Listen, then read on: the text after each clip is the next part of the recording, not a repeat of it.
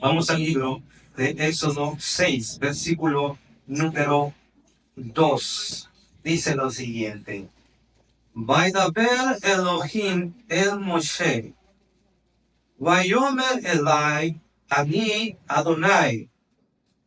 Vaera el Abraham, el Isaac, el Jacob. Be'el Shaddai, Ushmi Adonai Lo. Y Y dice, habló Dios a Moisés y le dijo, yo soy el Eterno. Me aparecí ante Abraham, ante Isaac y ante Jacob como el Shaddai, pero con mi nombre, el Eterno, no me di a conocer ante ellos.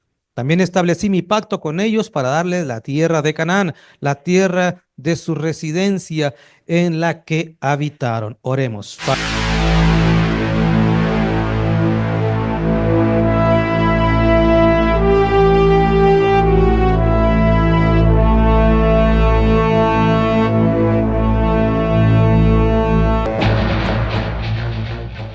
Hoy vamos a hablar de Moisés. Eh, bueno, ustedes han estado constantemente escuchando de mí, no le pierda la atención al personaje. Siempre la Biblia está brincando de un personaje a otro, siempre.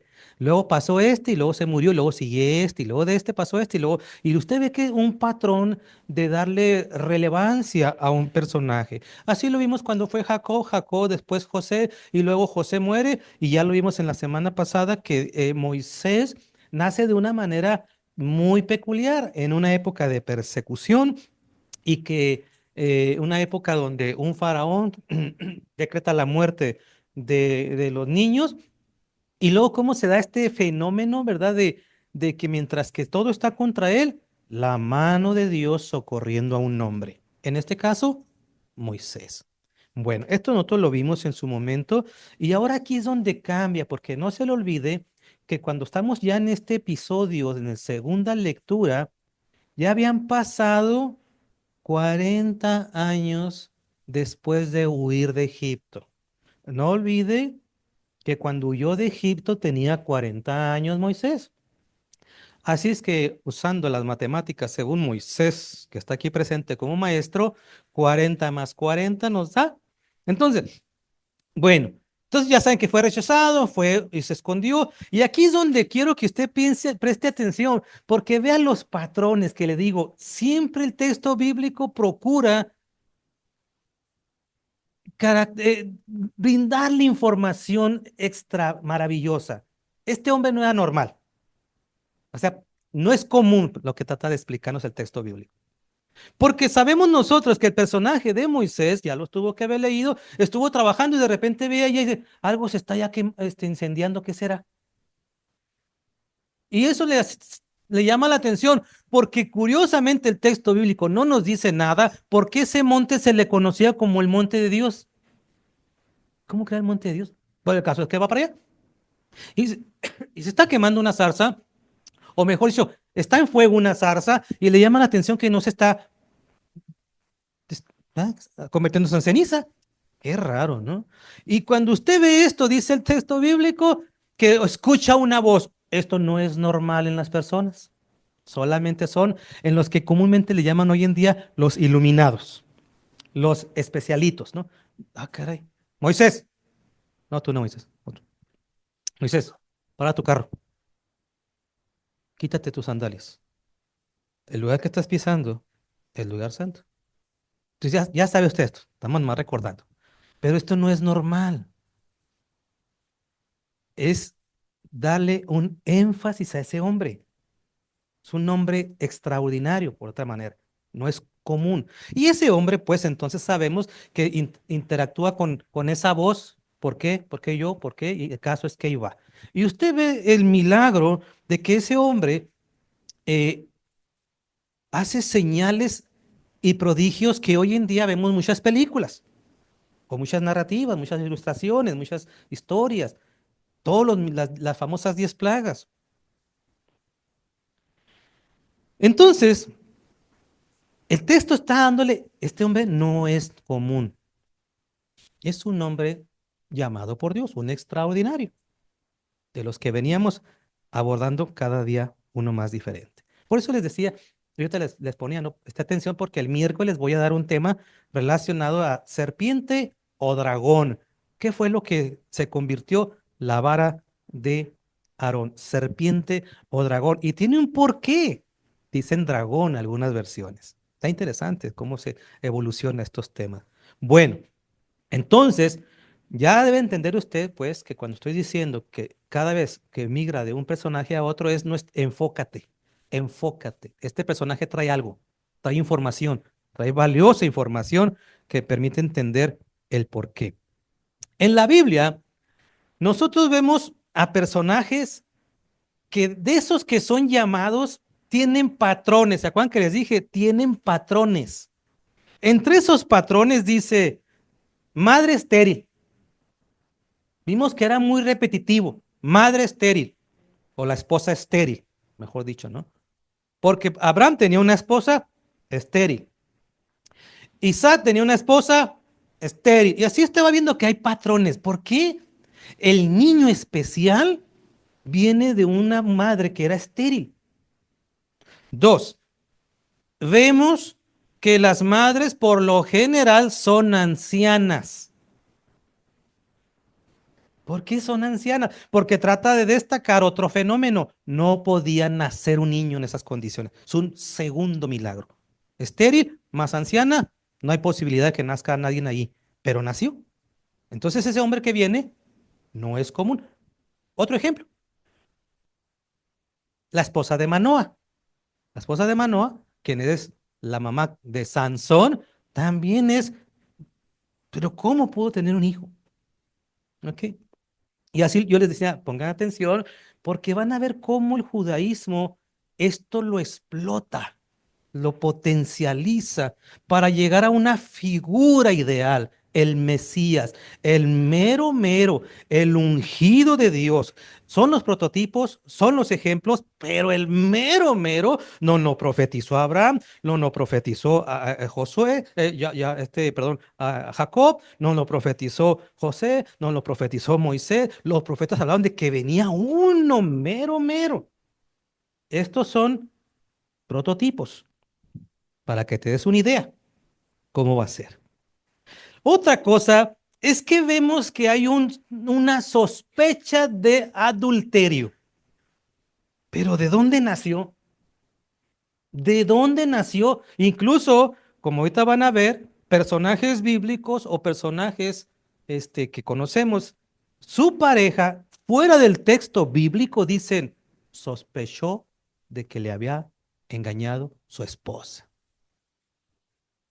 Como si eras estéril, como que eres vieja y da la casualidad que alguien te embarazó. ¿O qué pasó? Son patrones que vemos. ¿Por qué? Porque la figura del Mesías tiene que ir ligada con esas figuras. Rechazo, de imposible de nacer y de en contra de él. ¿Se acuerdan el caso de Isaac?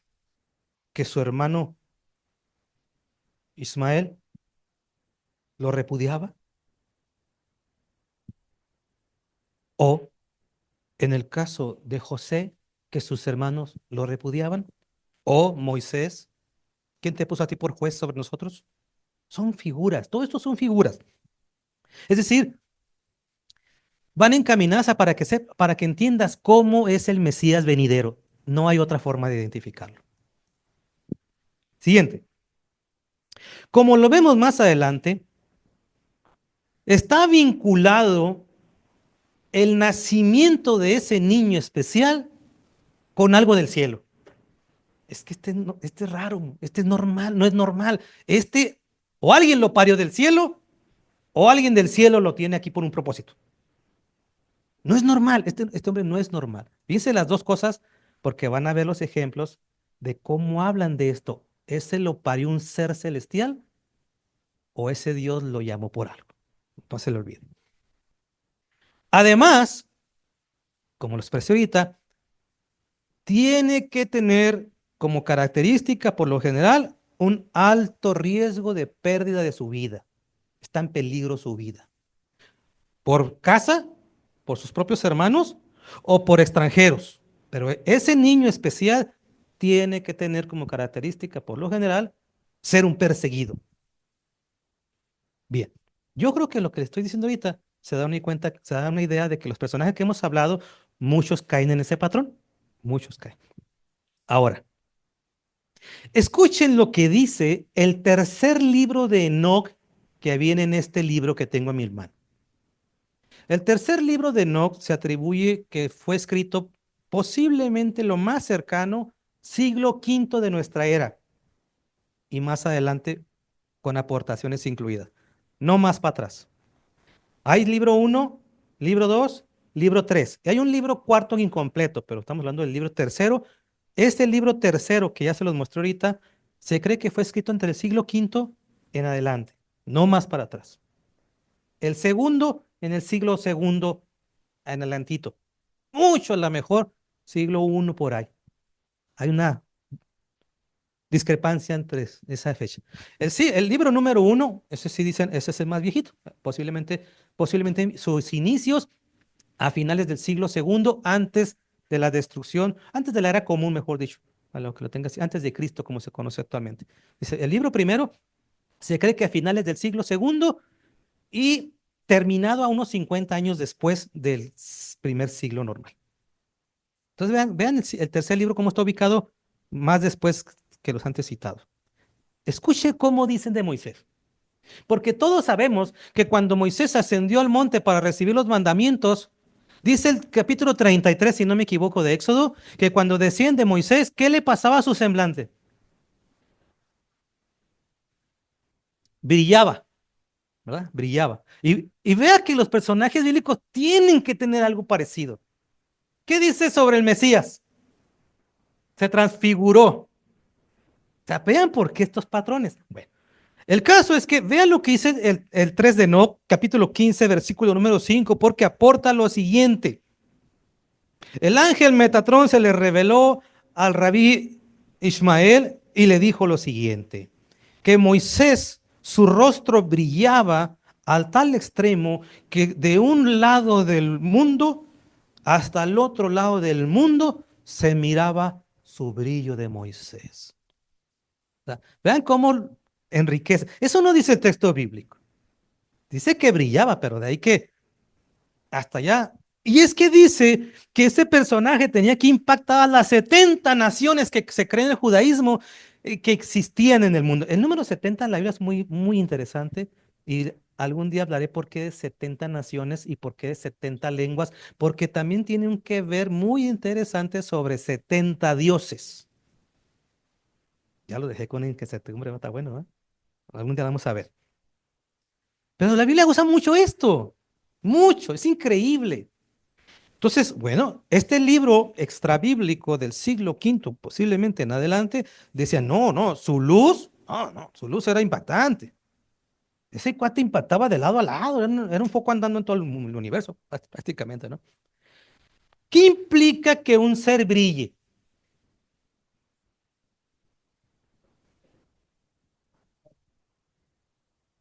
¿Qué implica que un ser brille? Porque puede ser un ángel, ¿verdad? ¿Qué implica? ¿Milagros? O sea, gloria, gloria, ¿verdad? Carisma, impacta.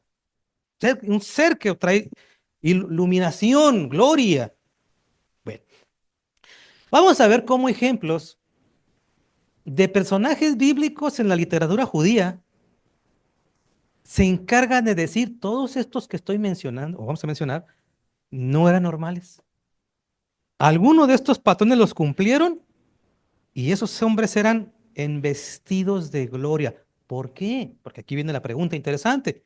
¿Por qué y para qué? Abel, Efrén el sirio,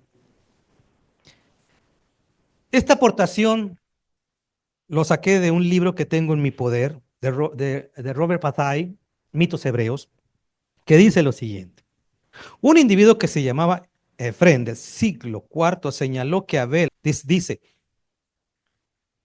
de Abel, escuche, tenía la piel brillante como la luz Pero el asesino, ¿quién mató a Abel?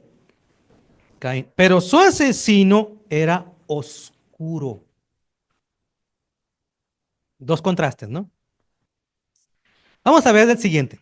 Me fui desde el más antiguo, de Abel, perdón. Ahora vamos a ver Enoc. Vamos a ver cómo lo ven a Enoc. En el segundo libro de Enoc, que también viene en este volumen, dice lo siguiente en el capítulo 22 del segundo libro, en el versículo número 5. Dios le dijo a Enoc, ¿ustedes saben quién fue Enoc, verdad? Enoc fue el que se fue en un carro de fuego. Un carro de fuego. En el misticismo judío ca- cabalístico se le conoce como el Merkabah. ¿Ok? El Merkabah. Es un vehículo, para que me entienda, es un vehículo espiritual de fuego con serafines o seres alados con el cual puedes ascender hasta los niveles más altos y conocer los misticismos o misterios de lo espiritual. Pero a ese traslado en ese objeto se le conoce como el Merkabah. ¿Ok? El carro. El carro. ¿Ok? El Rolls Royce celestial. Ok. Dicen entonces, en el segundo libro que dice lo siguiente, en el capítulo 22, versículo 5, le dice Dios a Enoc, ponte delante de mi rostro para siempre. No se les olvide esa frase, porque no cualquiera puede estar delante de Dios. Pero vean estas figuras cómo van creciendo.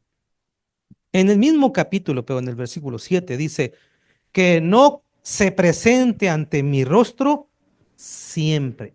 O sea que, en pocas palabras, no tenemos más información. Yo estoy seguro que si le pregunto a usted, ¿y a dónde se fue Elías? Pues al cielo, ¿no?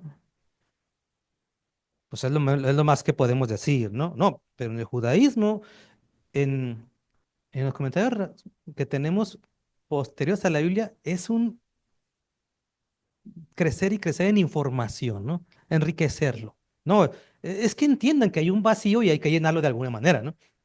Entonces dice, no, este cuate estuvo aquí frente a nosotros, o en este caso, mejor dicho, entre Dios. Aquí lo puse delante de mí. Sí, pero ¿para qué?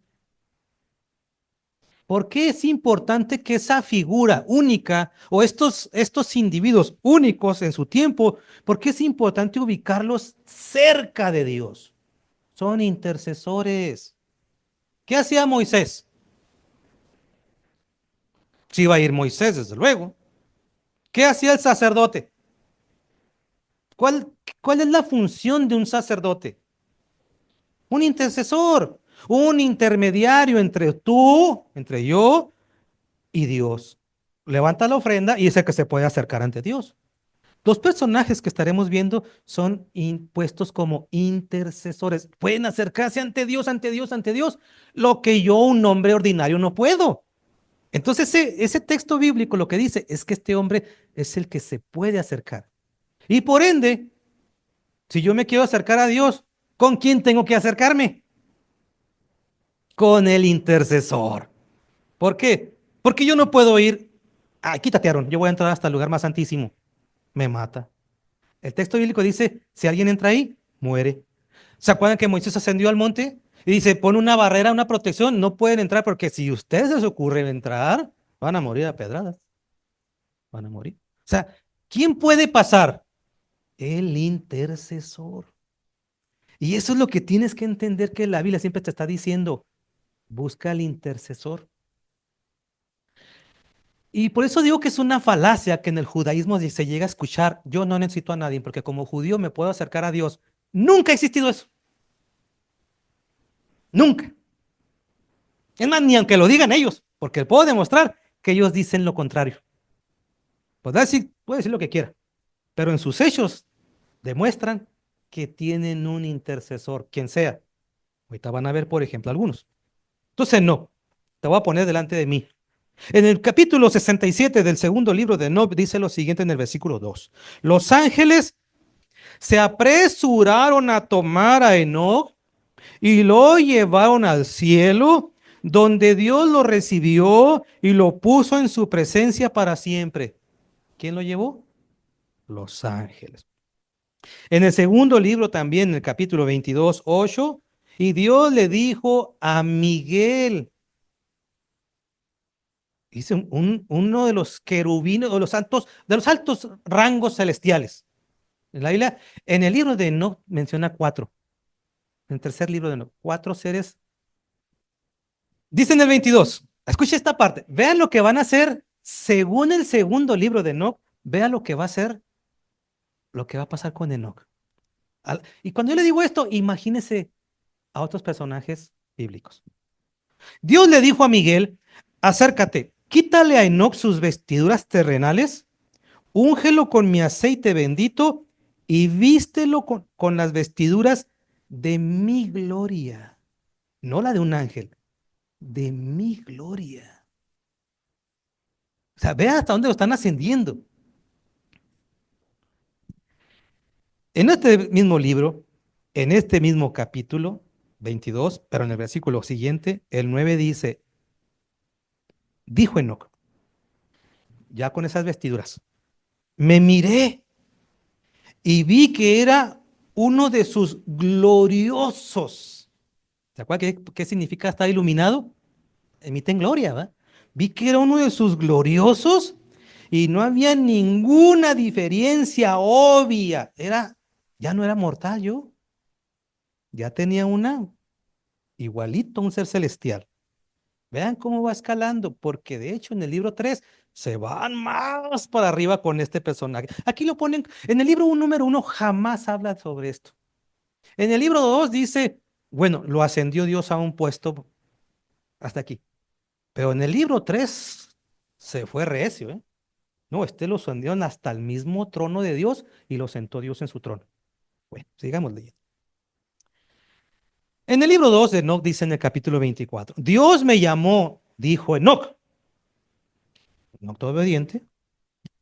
Le dijo Dios, siéntate a mi izquierda. Fíjese esta frase, siéntate a mi izquierda. Según el texto de los evangelios o Lucas, ya dije Lucas, según el texto de los evangelios o Hechos, ¿a quién sentaban a la derecha? Vea esos contrastes, ¿eh? También está muy bueno esa idea. Siéntate a mi izquierda con Gabriel. Este es otro, el segundo. Miguel era uno, Gabriel es otro de los cuatro. Te revelaré, este es lo que le está diciendo, según el texto, todo le está revelando a Enoc. Te revelaré desde el principio cómo crié todo lo que existe, porque ni a mis ángeles le he dicho estos secretos, eres el único. En otras palabras, la sabiduría va a caer en un hombre. Ese tiene toda la revelación de Dios en un hombre, porque ni los ángeles lo saben, según Enoc 2. Ese hombre escaló y nomás él podía recibir toda la revelación. De hecho, cuando uno ve todo cómo describe la revelación de los cielos, las puertas en los cielos, las puertas en las constelaciones, dice, es que nomás eso yo lo sé. Dios me la reveló. No hay ni un ser angelical como yo.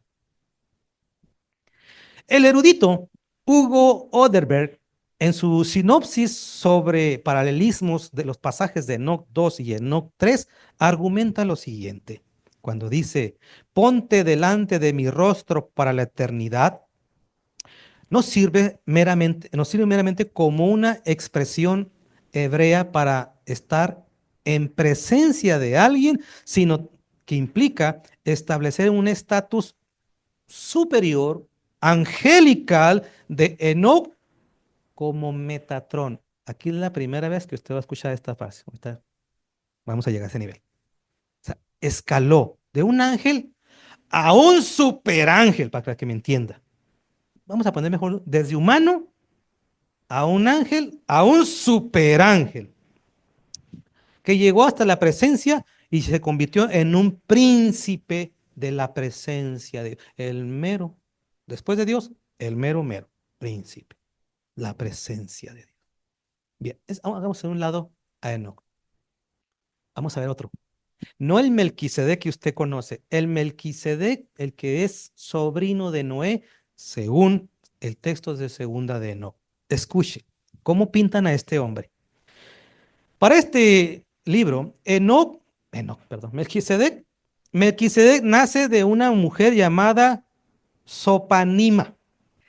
Sopanina era esposa de Nir. Nir era el hermano menor del personaje de Noé. A ver, Nir era el hermano menor de Noé. Este hombre tenía una esposa llamada Sopanina. Qué casualidad, era estéril. Todo esto no viene en la Biblia, ¿eh? Qué casualidad, era estéril. Cuando dice aquí, era estéril, ¿qué le está preparando a usted? El que nace es especial. Entonces, esta mujer era estéril. Y para acabarla, era de avanzada edad. Segunda, ah, caray. El escritor está buscando que el lector entienda, el personaje que viene es un intercesor, no es un cualquiera. Entonces dice que ella quedó embarazada. Nir la ve y dice, Sopanima, yo no fui, ya me pusiste los cuernos. Así es que baila en claustra para que nadie se dé cuenta. Llegando el momento, la mujer le ruega, ven a hablar conmigo, no soy lo que tú piensas. Bueno, llega este hombre y la confronta, ¿por qué me engañaste? Quizás se esté imaginando ya otros personajes, ¿no? ¿Qué fue lo que hizo José con Miriam o María? Vea las figuras, vea las figuras. Entonces, este libro de Segunda de Enoc dice que en este caso, una mujer llamada Sopanima, su esposo le cree que es infiel, la mete, la encierra para que nadie se dé cuenta. La mujer le manda a llamar para poderle recriminar y cuando está recriminándole a este hombre le dice a la mujer, mira, yo no te he sido infiel. Y rogándole, se murió frente a ella, frente a él, perdón, se murió. Nir va por su hermano Noé, personaje de la Biblia, Noé, va por su hermano Noé y le dicen, mira, mi mujer y ya se me murió. Ah, Noé va con Nir, su hermano menor. Qué bueno que se murió, así no te vas a dar cuenta que la gente no se va a dar cuenta que te pusieron cuernos. Vamos a enterrarla. Ese es lo que, todo esto viene en el segundo libro de No. Vamos a enterrarla porque pues, te fue infiel. Pero de repentinamente cuando la acomodan en la cama, paz parió. Y dice lo siguiente, que cuando parió esta mujer, según el segundo libro de Enoch, el niño que salió, dice, salió y se sentó a un lado del cadáver.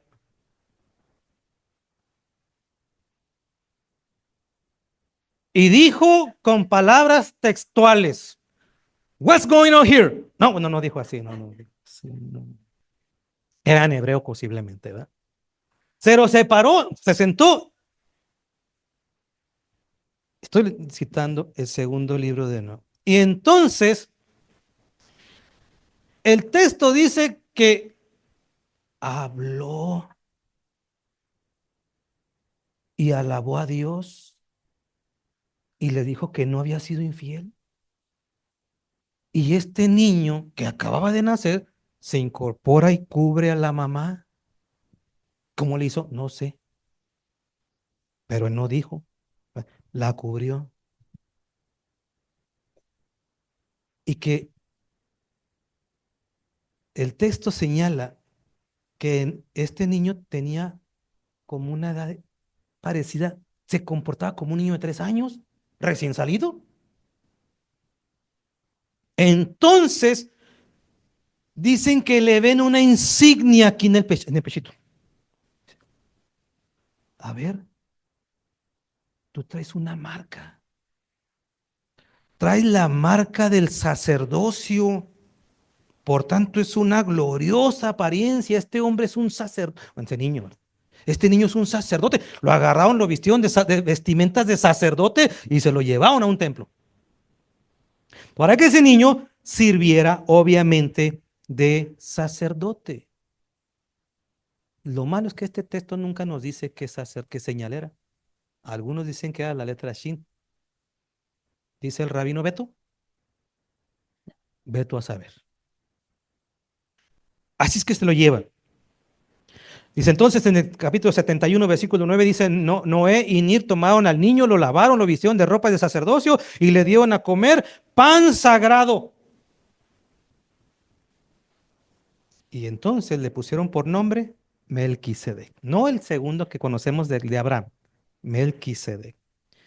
Noé, Nir, deciden, según el capítulo 71, versículo 9, hacerle un santuario a la mujer. Vamos a hacer un templo, un santuario, que es una mujer. La regamos, ¿no? Pensamos que era adúltera y nada, que es la que trajo un sacerdote. Dios le dijo entonces a Nir que enviaría un ángel a Miguel por ese niño. Me lo voy a llevar. Para ponerlo, escucha esta frase, para ponerlo en el paraíso del Edén, donde será sacerdote de todos los sacerdotes santos. ¿Se fija la figura? Que estos seres que nacen, descritos en la literatura hebrea, son seres intermediarios. No puedes tú hacer algo en ausencia de ese intermediario. Necesitas un intermediario. Bueno, el caso que fue llevado a ese lugar tras 40 días de estar solamente con Ir. Nada más, ni el año. Se lo llevó Dios y fue llevado a bordo de las alas de Miguel, según el 72, versículo número 3. ¿Verdad? ¿Quién se lo llevó? Un ser alado. ¿A dónde? Hasta la presencia de Dios. ¿Para qué? Para interceder. ¿De qué forma? Como sacerdote. ¿En beneficio de quién? Pues los que se quedaban. Ahora vamos a Noé. Noé, fíjense cómo lo describe el primer libro de Enoc, en el capítulo 106, versículo número 2. Miren cómo lo describe. Al nacer Noé, su carne, dice, era blanca como la nieve y roja como la rosa. Los cabellos de su cabeza eran blancos como la lana y largos, y sus ojos hermosos en personaje. Cuando abrió los ojos, iluminó toda la casa, como el sol mismo. Toda la casa rebosaba de luz. ¿Qué trata de hacer el texto de Enoc 1? Ese hombre no era normal. Ese hombre era un intermediario. Ese hombre emanaba gloria, pero ¿gloria de quién? Pues obviamente de Dios. Tanto así era la gloria que en el primer libro de Enoc, capítulo 106, versículos 3 y 4, dice que el papá, Lamec, le tenía miedo. Le huía, dice. Lamec, su padre, tuvo miedo y huía de él. Este es un ser no humano. Este no es humano. Mire, uno de Enoc, 106, versículos 5 y 6. Su padre dijo, he engendrado un hijo diferente a los demás niños. No es humano, sino que a semejanza o asemejándose a la descendencia de los ángeles del cielo, es de naturaleza distinta a la nuestra, siendo totalmente diferente a nosotros. Sus ojos son brillantes como los rayos del sol, su rostro glorioso y no parece que proceda de mí. Otra vez, esta mujer posiblemente tuvo algo que ver, porque pues no es como yo, sino de los ángeles. ¿No parece que yo lo crié o yo lo concebí?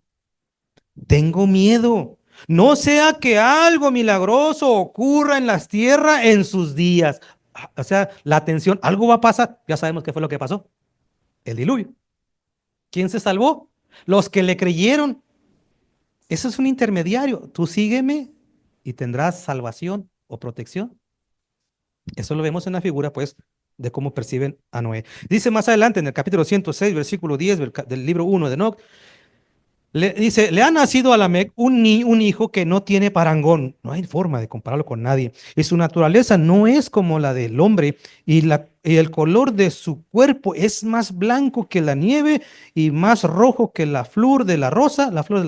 Y el pelo de su cabeza es más blanco que la lana blanca. Sus ojos son como rayos del sol. Y al abrir sus ojos se iluminaba toda la casa. Versículo 12. No creyó Lamec que había nacido de él. No, este no es mío. Este es un ser con cualidades angelicales. Este es un ser del cielo. Ahora escuché otro libro. Este fue descubierto en Qumran. Este se le conoce como el Génesis apócrifo. Un descubrimiento arqueológico llamado, o uno de estos libros llamados o codificado, mejor dicho así, el Génesis apócrifo, que está codificado con 1QAPGN, están codificados para encontrarlo rápido, dice lo siguiente. He aquí que entonces pensé en mi corazón que la concepción era obra de los vigilantes, hablando el papá, este no es mío. Y la preñez de los santos y pertenecía a los gigantes y mi corazón se trastornó en mi interior por causa de este niño. Entonces yo, Lamec, papá, me asusté y acudí a Bitenos, mi mujer, y dije, júrame por el Altísimo, por el gran Señor, por el Rey del universo. Aquí hay una frase incompleta. Los hijos del cielo que de veras me harás saber todo. Texto incompleto, no sabe qué viene ahí. Después su mujer le juró repetidas veces y en llanto que su hijo proviene de él, no es producto de los vigilantes. Por lo tanto, sabemos que no le tenía desconfianza. Otro elemento de las señas que estamos buscando para poder distinguir el, el ungido, el mero mero.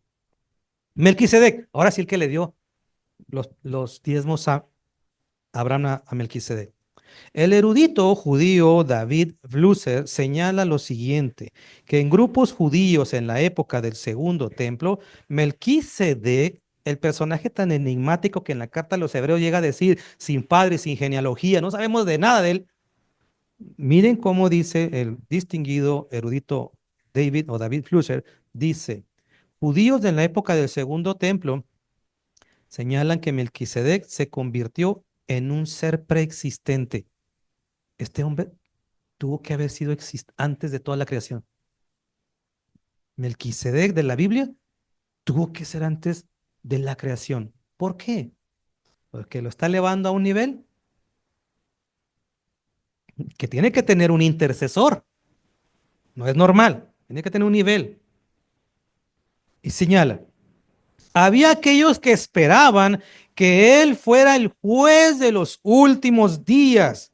Y para ello aporta David Flusher, aporta las evidencias de un libro llamado 2Q Melquisedec, localizado en Qumran, que dice en 1956, por cierto, dice, ese hombre, ese Melquisedec, ese que viene en su Biblia, ese que fue el que le entregaron los diezmos a Abraham, dice, ese hombre pensaban judíos que ese tenía que venir algún día,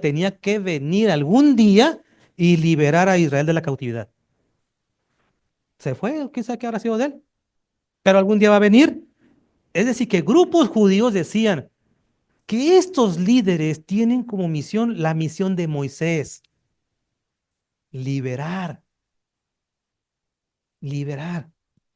Tiene que regresar a la tierra, tiene que hacer una expiación final por los pecados de Israel, tiene que hacer el juicio de sus conquistadores, a los pueblos paganos que los oprimieron a Israel, tiene que proclamar la paz de Israel y tiene que inaugurar el reino de Dios. Fíjense, todo lo que estoy diciendo en el segundo libro, Q de Melquisedec, estos grupos creían que alguien vendría y pensaban que podría ser Miguel, Melquisedec, ese ungido, ese Mesías, ese gobernante, ese sacerdote especial, y tiene que hacer esto. Si no lo hace, pues entonces ¿quién será?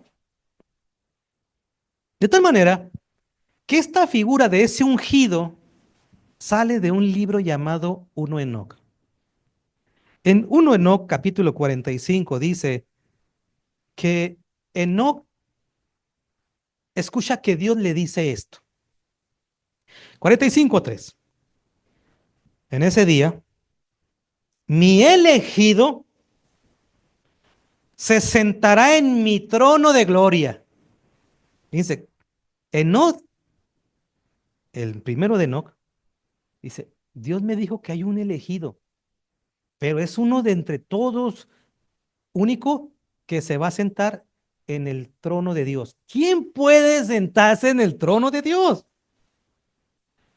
¿Se vean cómo va escalando? Primero menciona que alguien estaría a la izquierda, ¿no? Dice, no, me puso Dios a la izquierda, pero una cosa es a la izquierda y una cosa es en el trono. ¿Cómo va escalando? Alguien tiene que sentarse ahí.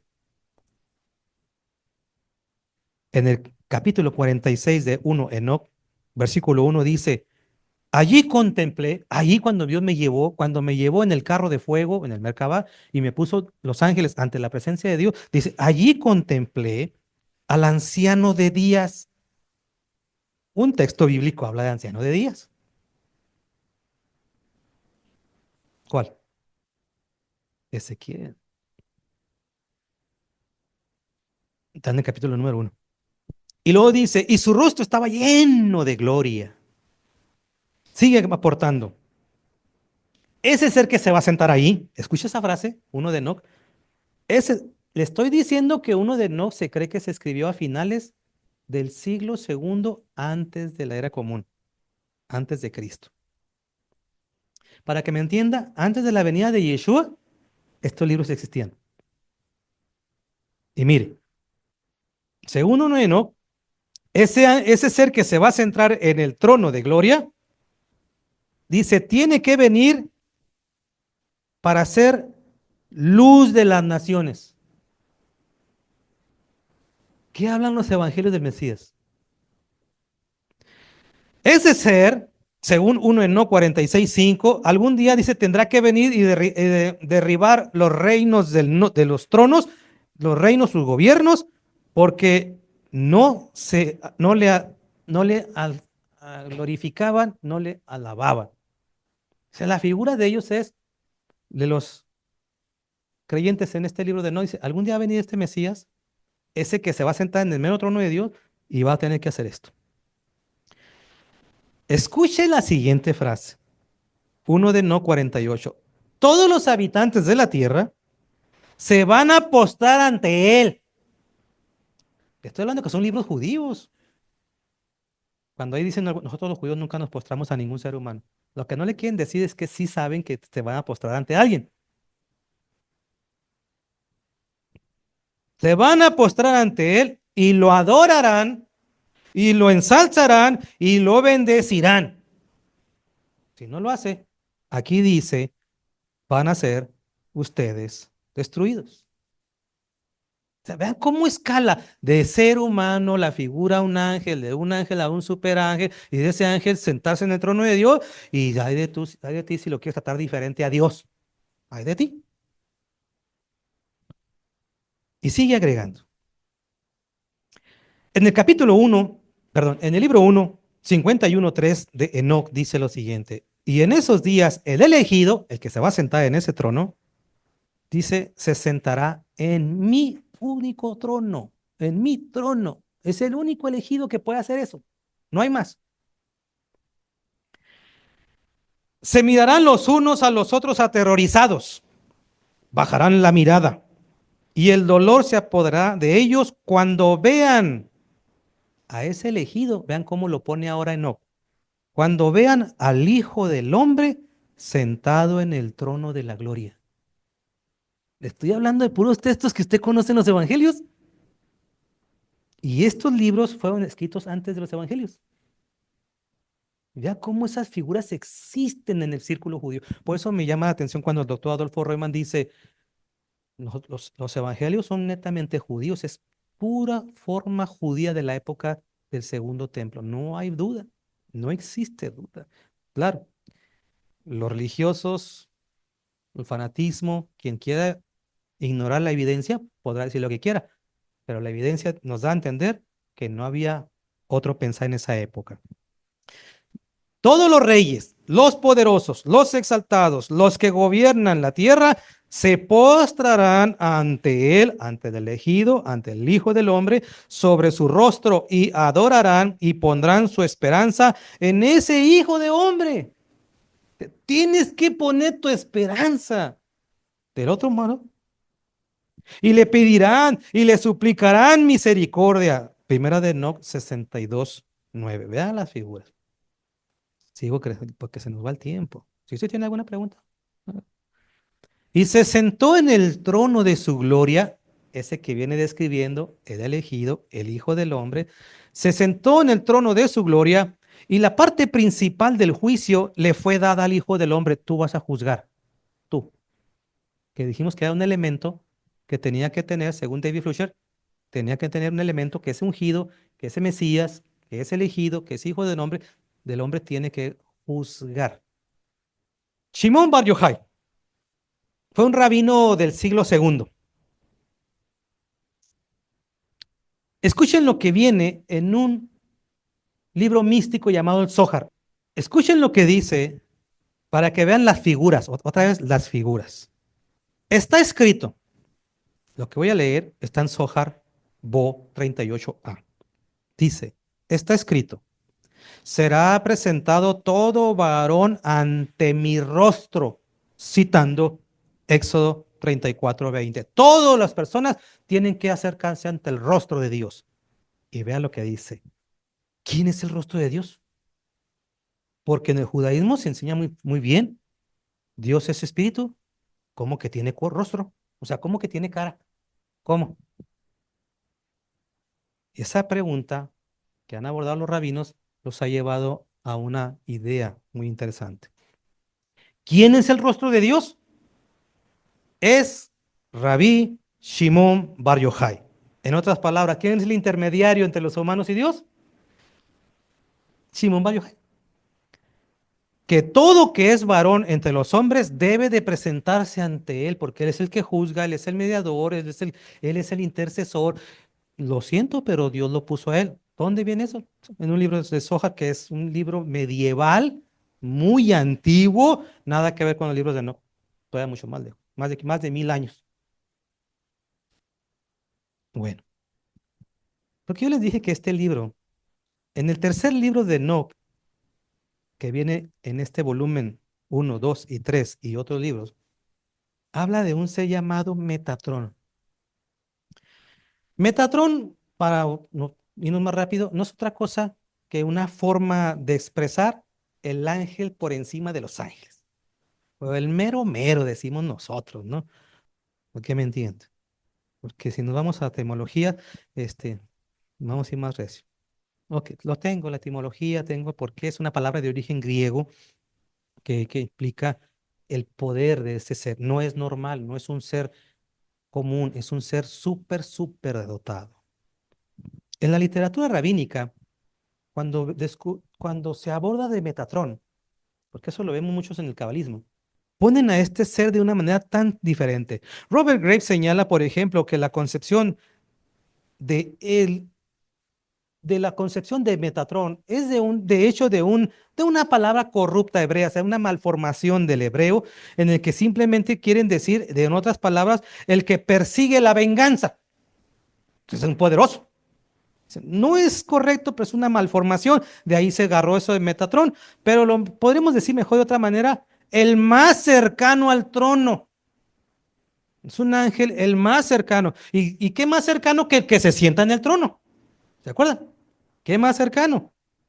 Ramban Nachmanides, un rabino, filósofo del judaísmo del siglo XII, 1100, 1200, decía que lo siguiente, vamos a ver qué expresa. Nachman decía, este judío, dice lo siguiente. Metatrón, para su época, decía, lo entendían, significa un enviado, un ungido, o sea, un ser especial. ¿Un enviado por quién? Pues obviamente por Dios. O sea, cuando hablamos de un Metatrón, hablamos de alguien que está autorizado por Dios, para que me entienda. Res- guía por Dios, puesto por Dios. Y todos tienen que ponerse atención a ese hombre. Bien, en este texto, en el tercer libro de Enoc, llega a decir frases como las siguientes. Por ejemplo, dice y confirma que Enoc es el hijo de Jared. Así viene en Génesis. Correcto. Pero ese no, hijo de Jared, dice, tiene 70 nombres correspondientes a las 70 lenguas del mundo y todas ellas están basadas en el nombre de Metatrón, ángel de la presencia, pero mi rey me llama, o sea, Metatrón, pero Dios me llama a mí, Metatrón. Un ser que tengo 70 nombres, un ser que tengo mucho poder, pero Dios me llama el joven. ¿Por qué te llaman el joven? Le pregunta Rabí Ismael, ¿por qué te llaman el joven? Ah, porque tú eres el más joven de entre toda mi creación, pero te puse a mano arriba de todos ellos. Eres diferente. ¿Se acuerdan de José, el joven? ¿Y hasta dónde escaló? Estas figuras son propias bíblicas. Bueno, Rabí Ismael entonces le preguntó, ¿por qué tu nombre? Ya se los expliqué, porque Dios me asignó esto, porque ahora me ha puesto como príncipe y gobernante entre los ángeles ministradores, según Enoc, el libro 3, capítulo 4 y 5. Dios me ha puesto como mero, mero de Dios. Y dice, Dios le hizo un trono a Metatrón semejante al trono de la gloria, según el libro 3, 10:1.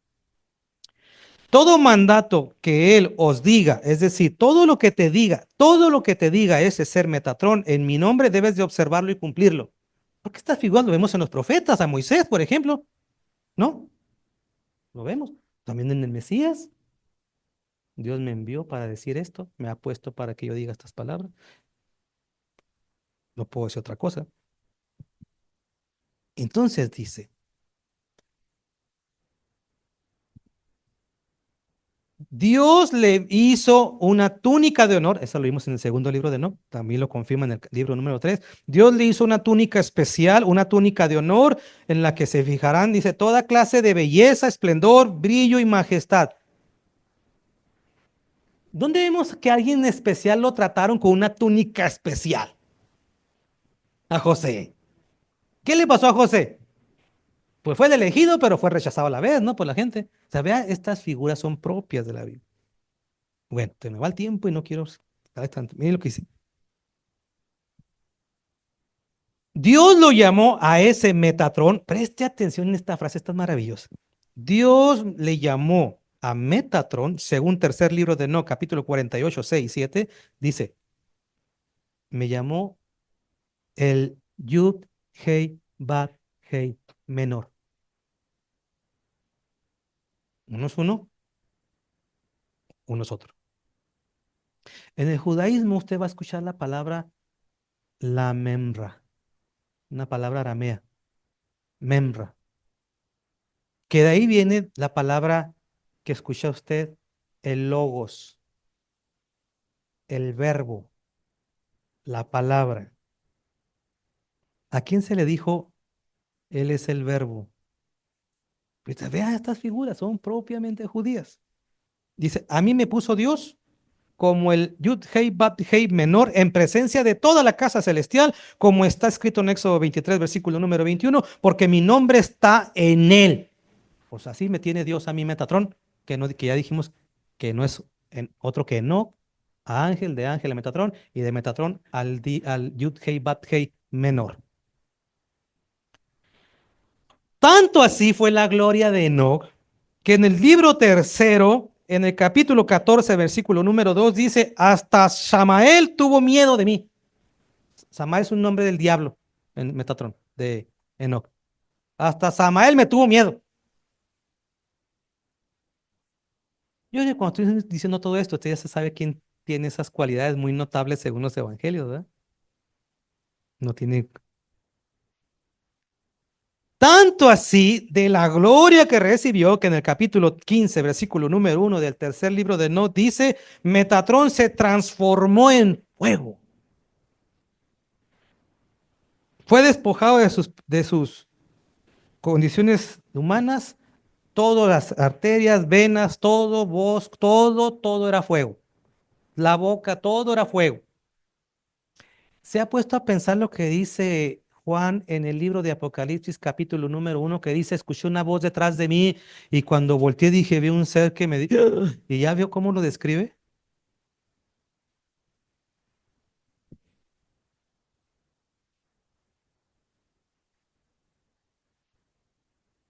Sí. Bueno, para terminar, porque ya es la hora. Mire, traje aquí a mi alcance una serie de textos en los evangelios, porque aquí es donde viene la pregunta, ¿quién es Jesús? ¿Quién es Yeshua? Porque confunden, entonces, no, es que algunos van a decir, no, nosotros los judíos no podemos creer en nadie no más que en Dios, jamás hemos aplicado a alguien a un lado de él con cualidades, no, eso es idolatría de las naciones. Esa gente es mentirosa, está mintiendo, porque todo lo que yo estoy diciendo es judío. Y según el segundo libro de Enoch y el tercer libro de Enoch, que son posteriores a los evangelios, podemos ver que hay mucha aplicación en los evangelios. Y primera de Enoch, que es antes de los evangelios, podemos decir que estaban esperando un ungido.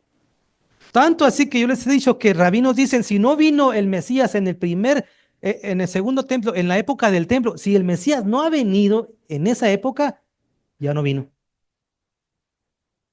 Todas las profecías enmarcaban de que tenía que venir en esa época. Por eso todo el mundo hablaba, ahí viene, ahí viene. ¿Quién viene? Cuando le dijeron a Juan el Bautista, ¿eres tú el que esperamos?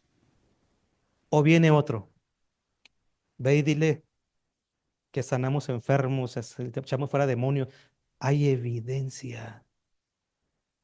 Entonces cuando la gente dice, no, pero es que Dios nunca ha tenido una asociación, mienten. En el judaísmo le conocen Memra. En el judaísmo le conocen el Yud Hei Vav Hei menor. En el judaísmo le dicen en la presencia de Dios, la figura que podemos ver de Dios. Y es por eso que usted ve en la Biblia las siguientes frases. Ahora voy a basarme en la Biblia. Es por eso que usted ve las siguientes frases. Por ejemplo, cuando dice que al Mesías en Juan 6:14, entonces, viendo las señales que hacían, dijeron, este es verdaderamente el profeta que había de venir al mundo. Estaban esperando, alguien tiene que venir. ¿Quién es ese alguien? Pues un ungido, un elevado, un ser especial. Tiene que ser parecido. Mujer sospechada, estéril, o algo tiene que ser despreciado. Por eso la Biblia se cansa en decirle a usted María fue esto. No la quería. Hasta Jesús, José la quiso dejar en secreto y se le reveló un ángel. Le trata de explicar todo lo que estábamos escuchando. Se cumplió en él. Y ese él dice lo siguiente, porque ese lo llegó a decir Yeshua, eso no lo dije yo. Según Juan 10:30 dice, el Padre y yo somos uno, porque uno en hebreo es ejad y ejad significa unidad. No lo puedes dividir. Unidad. Por eso dice en el libro de los Salmos capítulo número 2 que es un salmo mesiánico y certificado por rabinos. Este salmo habla del Mesías. El Padre se reirá de las naciones cuando digan, rompamos las ligaduras entre el Padre y el Hijo. Me río de sus torpezas, no lo puedes romper, es unidad. Y este ser al que hoy conocemos como el Mesías llegó a decir, yo y el Padre somos uno. Y dice lo siguiente, a Dios nadie le vio jamás, pero el Hijo del Hombre, el que está en el seno del Padre, Él le ha dado a conocer. ¿Cuál era la intención de los intermediarios? Es lo que podían ellos entender, es el intermediario, por él nos acercamos a Dios. Yeshua decía, todos hablaban de mí. Es que nadie se puede adorar porque es un ángel. Pues, hasta los textos lo dicen. Se inclinaban y le adoraban. ¿Por qué te asustas de que le digamos que adoramos al Mesías?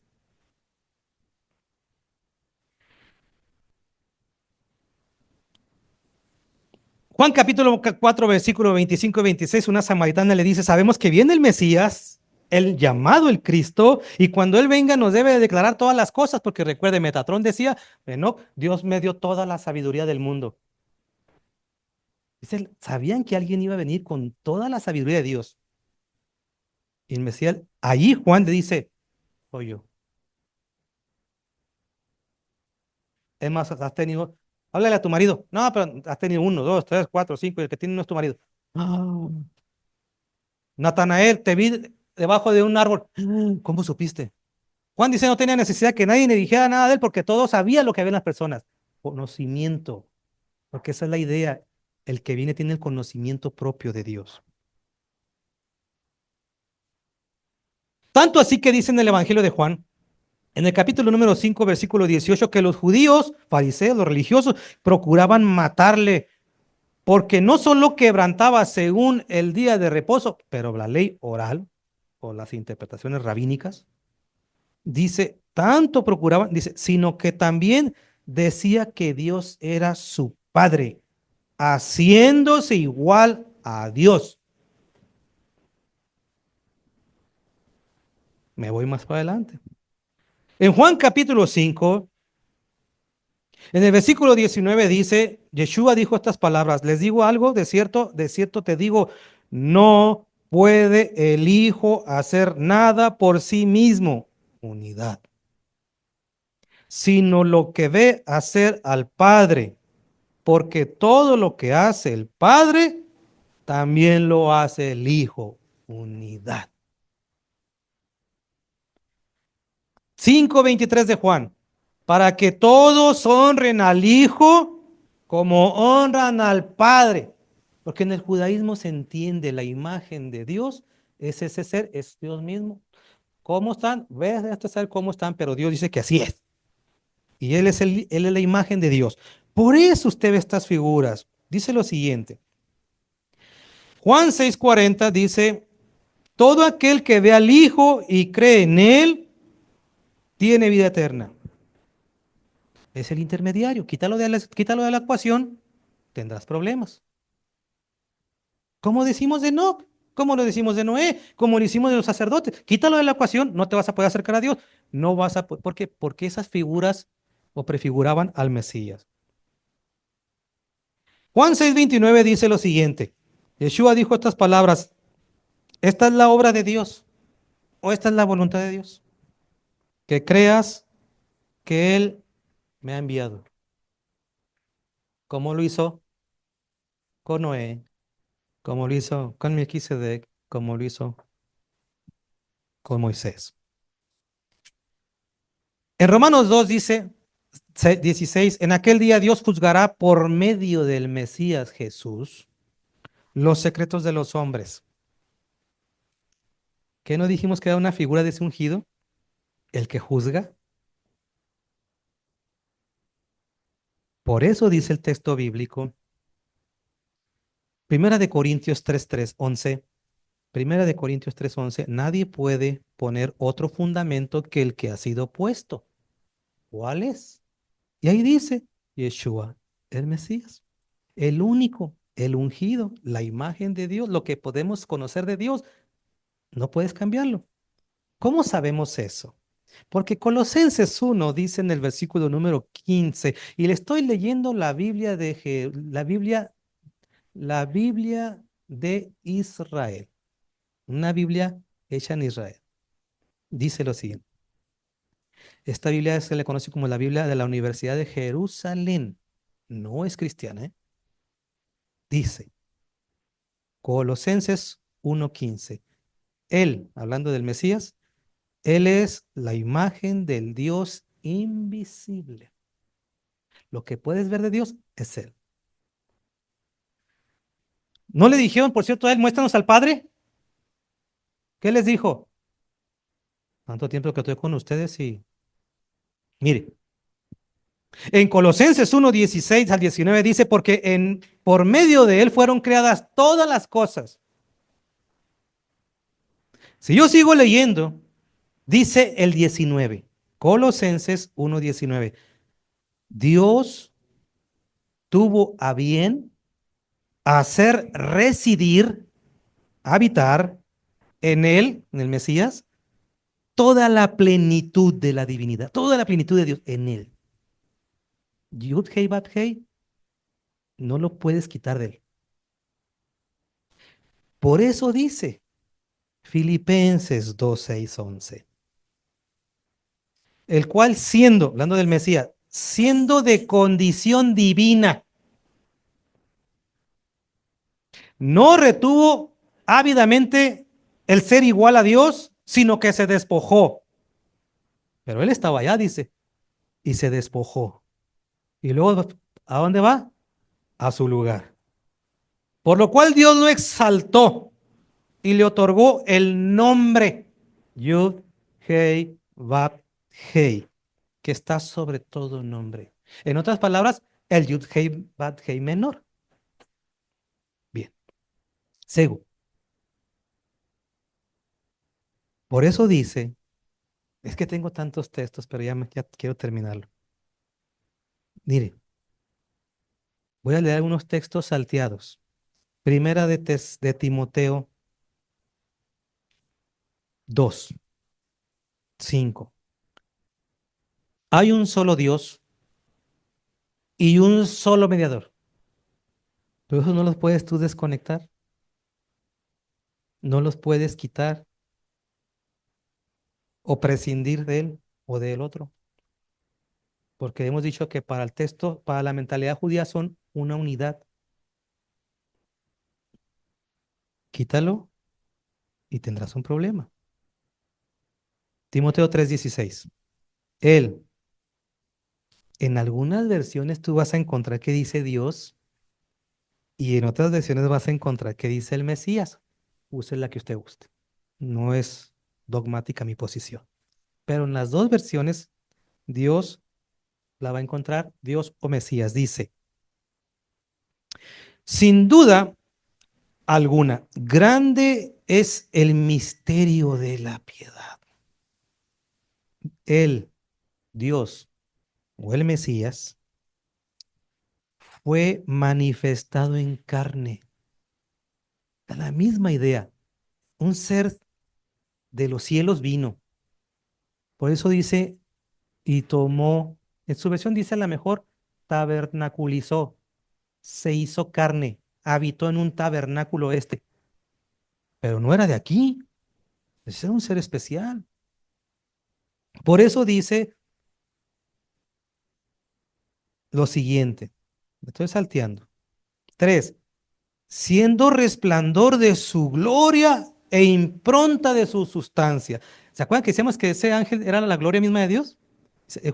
Él era su gloria misma y la impronta. Cuando dice impronta significa su sello, su firma original. Yo tengo mi impronta, mi firma, mi sello. Él es. Él es lo que podemos ver de Dios, el ungido. Por eso dice también que él, en el mismo capítulo de 1 de Timoteo 3, en el versículo número 6, dice lo siguiente: adórenle todos los ángeles de Dios. Las mismas figuras que vengo hablando.